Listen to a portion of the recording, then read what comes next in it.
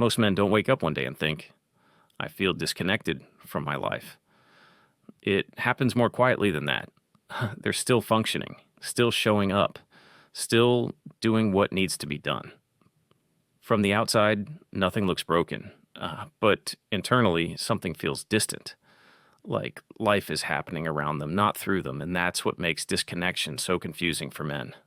There's no clear crisis, no obvious failure, just a low-grade sense of separation that's hard to explain.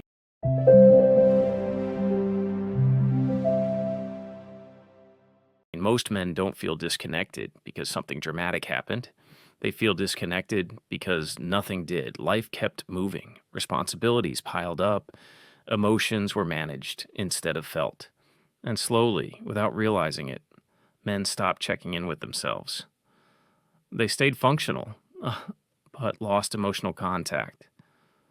Disconnection doesn't come from not caring. It comes from learning to survive quietly for too long.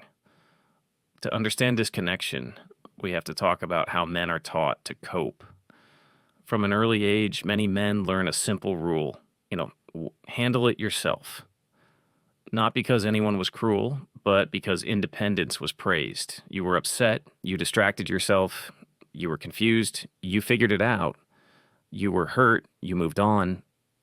And at first, this builds resilience, but resilience without reflection slowly turns into distance, not just from others, from yourself. Most disconnected men aren't emotionally incapable. No, they're emotionally self-contained. They learn to process everything internally. And when everything stays internal, nothing gets shared. But don't feel disconnected because they lack emotion.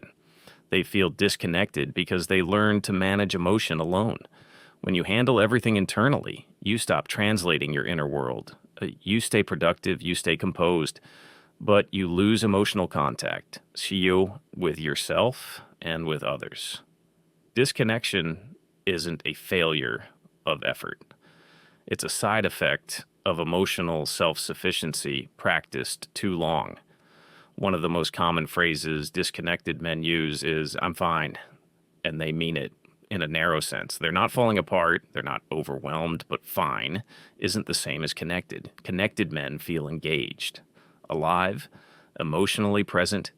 Disconnected men feel neutral, and neutrality over time becomes emptiness. This is where many men get stuck, and they think, I shouldn't complain. Nothing is wrong. So they dismiss the feeling, but disconnection doesn't require catastrophe. It only requires emotional silence. Disconnection doesn't mean something is wrong. It means something is missing. Men often ignore that signal because life looks fine on paper. But emotional fulfillment doesn't come from stability alone. It comes from engagement. If you feel neutral instead of alive, that's not peace, that's disconnection quietly settling in. Disconnection also shows up in relationships. Not as conflict, but as flatness. Conversations stay practical.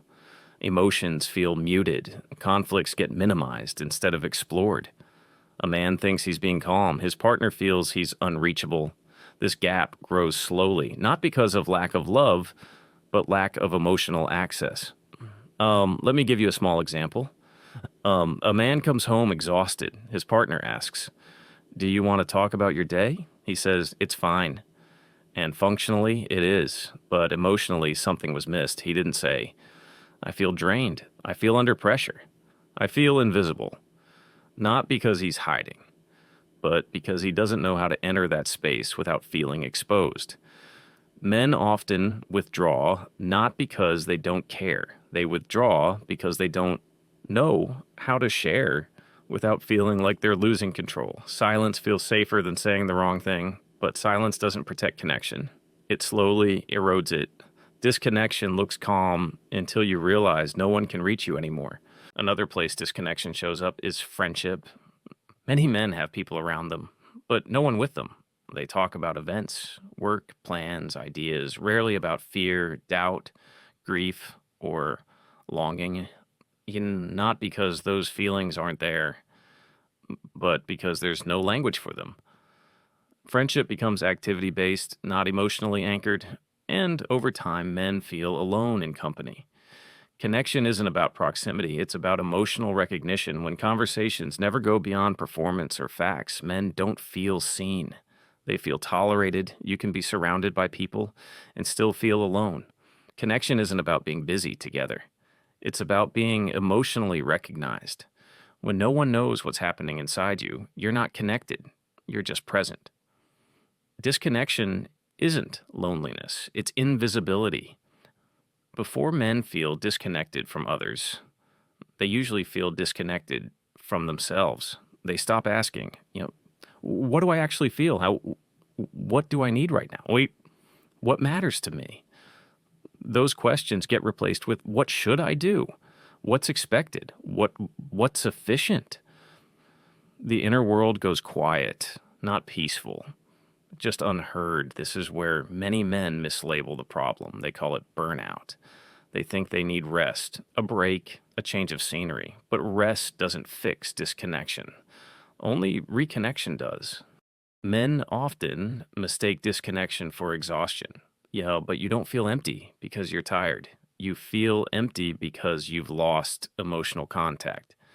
No amount of productivity fixes that. Only presence does. Reconnection begins when men stop managing feelings and start listening to them.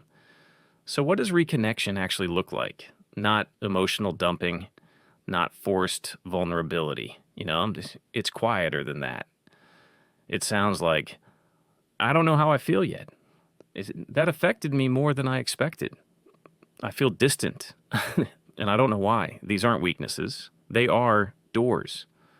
If any of this feels familiar, stay with it for a moment. You don't need to fix anything yet. Just notice where disconnection has crept in quietly, and if this kind of clarity helps, you're welcome to stay connected here.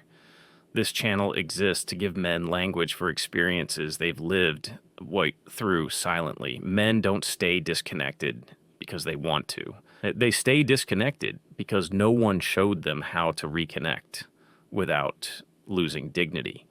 Connection doesn't require oversharing. It requires honesty at your own pace. Here's the final reframe. Men don't feel disconnected because they lack emotion. They feel disconnected because they learned to survive without expressing it.